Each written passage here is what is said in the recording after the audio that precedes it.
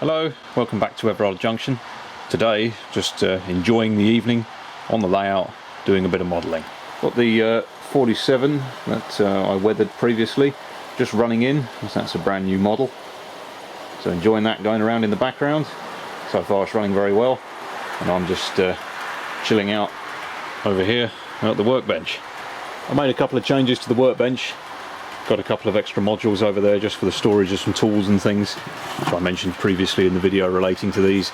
Various hand tools in there, brushes, files, a couple of other bits and pieces, and some more paint storage. So I'm just passing the time today doing some weathering on various models. You saw in the weathering video I did previously, I weathered a VDA and a VGA goods van. I have a number of others, so they need to play catch up and join the others that have already been weathered. I've also got a couple of other bits and painting and bits and pieces to do on various items of stock, so we'll see how far we get. There's a bit of a blast from the past. If you've been modelling a while, you'll probably remember back in the mid-2000s when you bought models that were weathered, and they did originally come from the likes of Bachmann and Hornby like this, just sprayed with some sort of off brown. Not very convincing, but that's what we accepted at the time. It goes without saying that this is pretty hopeless. It's not very realistic or convincing. I'll try and get some of it off and then weather the wagon in the usual way. Luckily this is the only one I have that is a pre-weathered example. Okay, we've done a bit of work, so that's what it looked like before. Just flip it over. That's where we are now. That's not bad. I can add to that. The trick is some isopropyl alcohol again, as well as using it to clean the model. You can also use it as a very mild paint stripper. Takes a bit of work, you know. That was probably about 15 minutes. No danger to any of the decals or anything like that. It will strip decals off if you put enough effort into it, but a spray from an atomizer bottle like this and going at it with a cotton bud does eventually get some of this factory weathering off, and I'm actually quite impressed with the effect we got so far. That'll certainly take a nice black wash.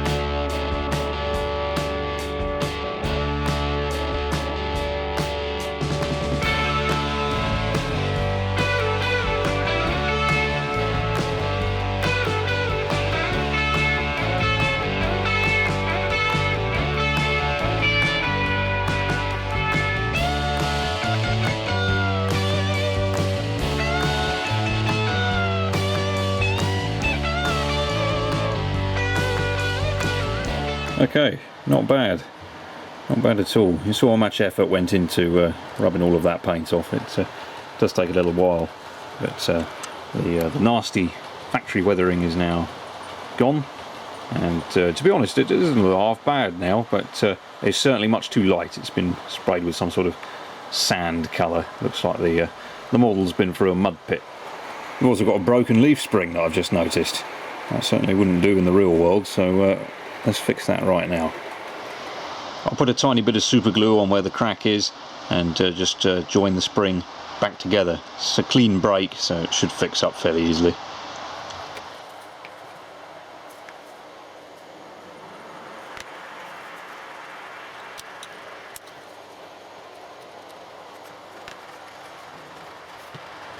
Okay, just giving that one the usual wash.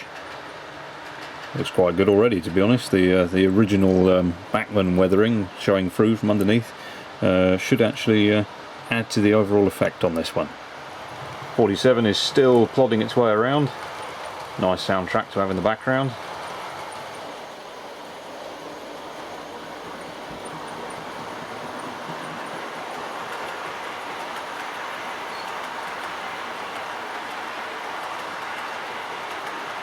Over here on the remaining wagons, they're still drying, but you can see that interesting effect in the middle of each panel has reappeared on these ones as well, which is good. I was worried I wasn't going to be able to replicate it. So the trick is very thin wash of black paint, leave the wagon on its side and let it dry naturally over time. And as the water from the paint evaporates, it seems to leave behind this very interesting weathered effect in the middle of each panel. It's also important to vary each wagon slightly. You can see here on this one I have lowered the intensity of the wash versus the other two. It's nice to have some wagons that are cleaner than others, gives a bit of variety to the overall rake.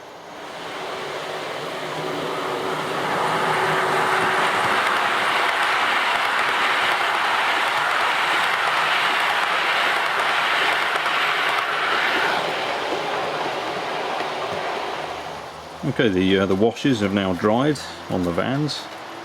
Pleased to have got that effect in the middle of all the panels. As you saw in the previous weathering video that I did, this will blend in quite nicely with the airbrushing. So now it's time to get the airbrush out again and carry on.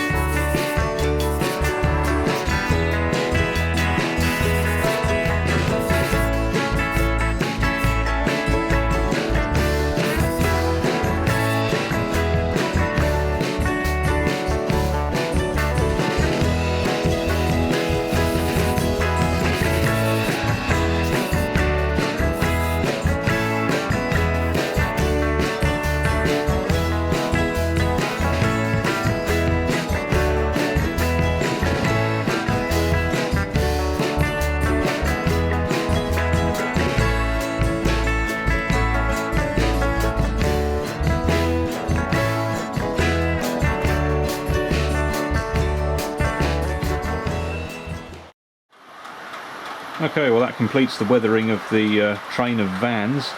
I've been meaning to do that for a long time. They've been on the layout for ages. So it's nice to have all of them finally weathered. As you can see, they look a treat behind a Class 31 going flat out.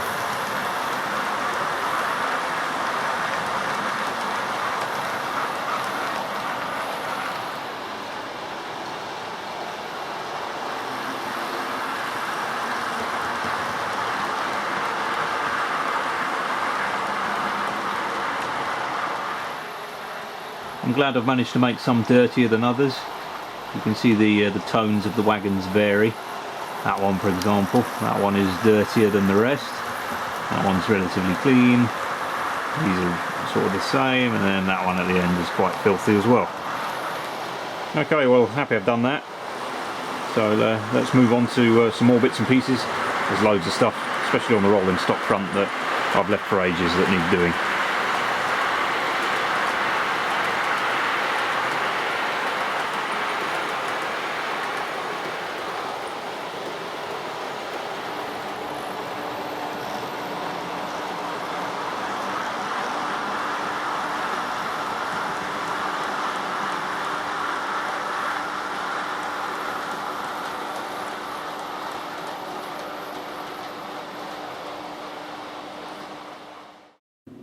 So before we move on to the next bit, I just thought I'd mention the London Festival of Railway Modelling that I managed to get to last weekend. I always try and go to this event on the train, but unfortunately due to some major overhead line damage between Luton and St Pancras, that was not possible, and that meant there was nothing for it. I had to take the car. Apparently we're doing 60, but I'm not convinced. We're not convinced. I don't think I want to go much faster. Speed now. Neck and neck with a wrong car. Checking us out. Whoa, Oh, bit of a speed wobble there. Steady now. I almost had that through series. see the input into the steering wheel. It's a to lot. go in a straight line. There's a lot of. You get used to it. Oh, and there's a big lorry. Oh God.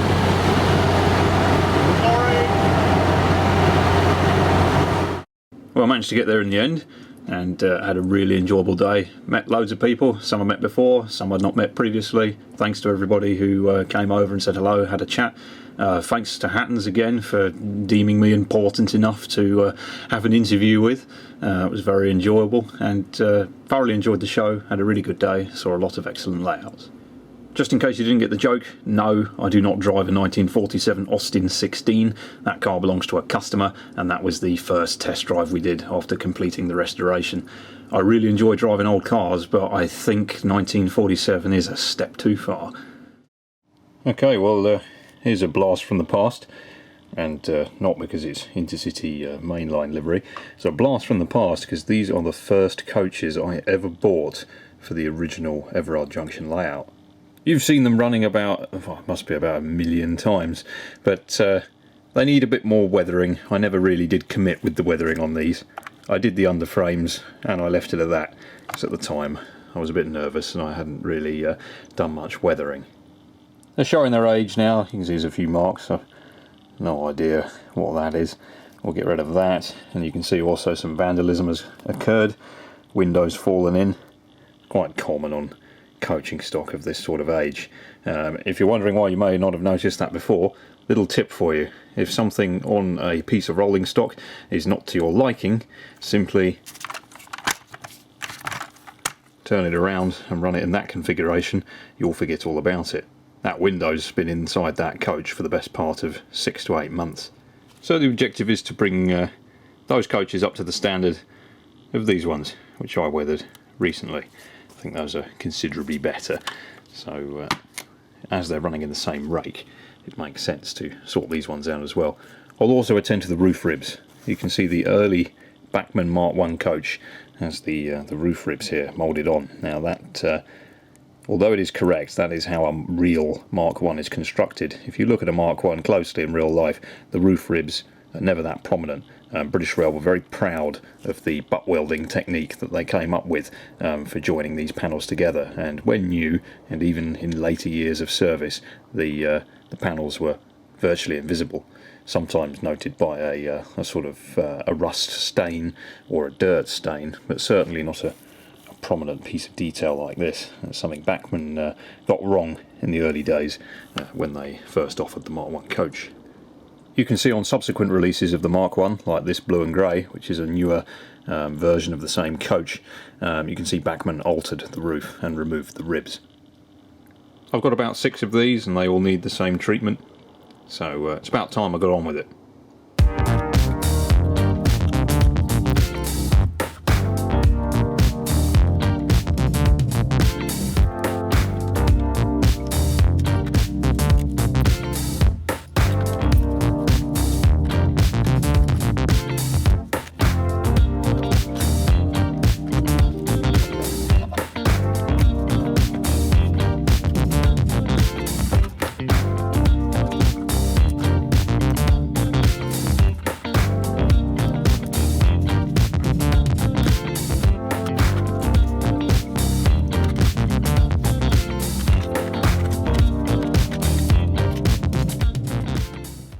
Okay, now we're inside. We'll glue the window back in. I'll also apply some glue to the other windows, just make sure that they're not going to fall out either.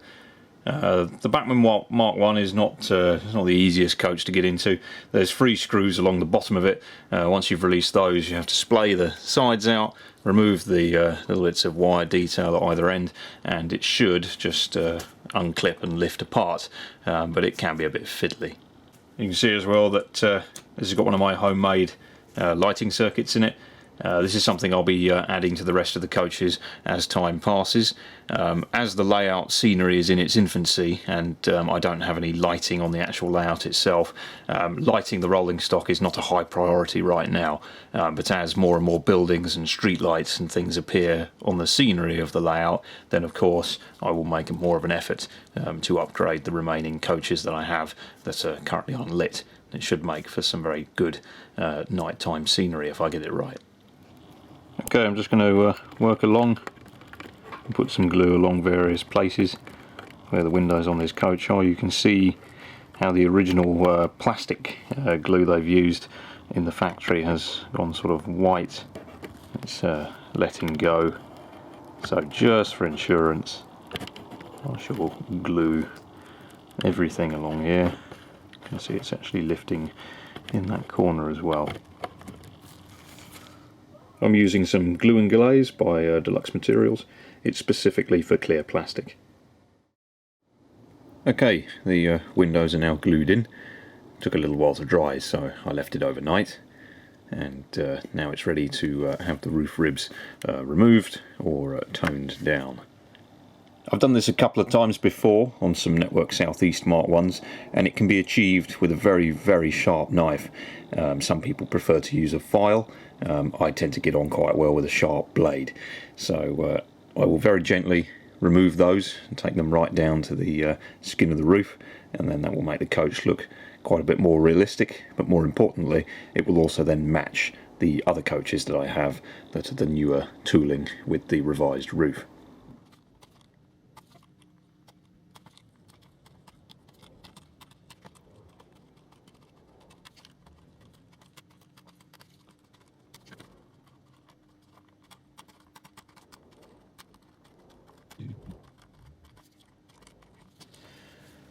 Right, well that's done. You can see various marks and bits and pieces. It doesn't matter, I was going to paint the whole roof anyway.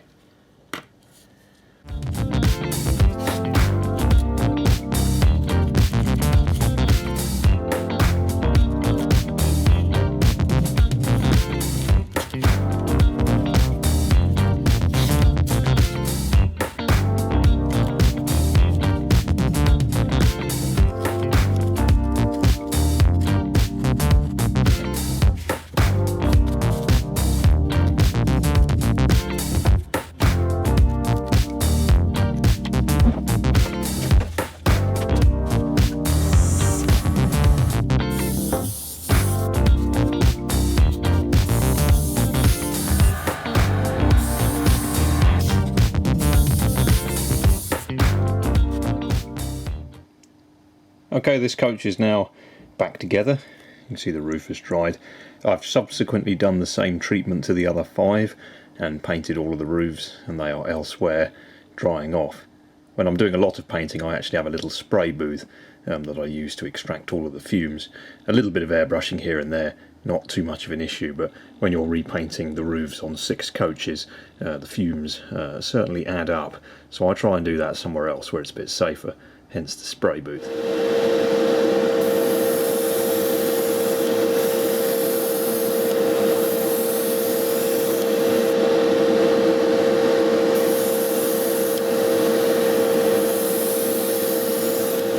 You can see the roof is pretty much smoothed off now, and the camera is just about picking it up. It is a bit more obvious to the naked eye, but you can see where all of the roof panels still join.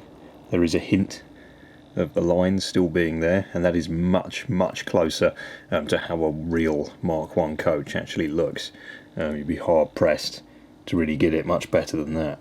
Also given it a bit of a clean and got rid of some of the little marks and spots of paint that have accumulated on it over the years. And now I shall weather the shuts around the doors and possibly do a little pass with the airbrush along the bottom, but at the moment I'm thinking not to. This is a newer livery, so it's going to be slightly cleaner than the blue and grey coaches.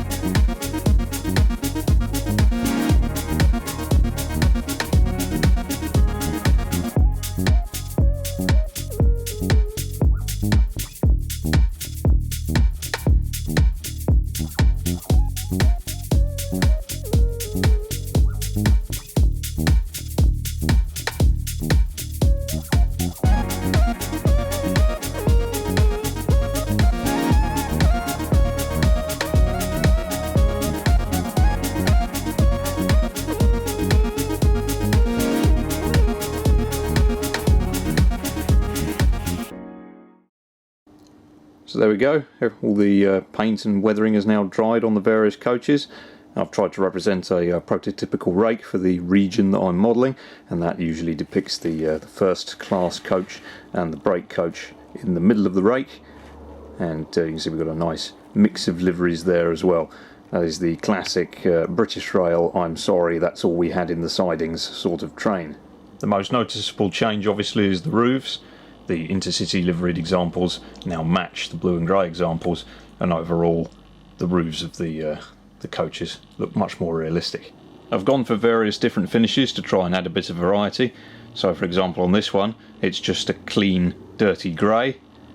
This one you'll have to concentrate to look at it on camera, but there is lots and lots of little spots and repairs and bits of damage, but they're very subtle. Then we've got the same thing, albeit a bit more obvious. Same as that one again. Then we've got lots of streaking, repairs, and generally in need of some major work. And then I've got two cleaner ones back there also. And of course another major difference is the shading of the doors, which is particularly noticeable on the brake coach. I've also just given a quick freshen up to the loco. This is 47612. Its name's Titan, and it is the first Class 47 I ever bought, and I bought it with those intercity liveried coaches. So it is at least 7 or 8 years old. I've picked out the roof vents in a washed out black, and I've also done some dry brushing on the roof, pick out some of the detail, and the usual couple of streaks down the side in the usual places. I've also had a go at highlighting the access door to the engine room. Some of the buffer beam detail along the front had fallen off, so I've reattached that using a few spares. And all in all, it's looking a bit better now.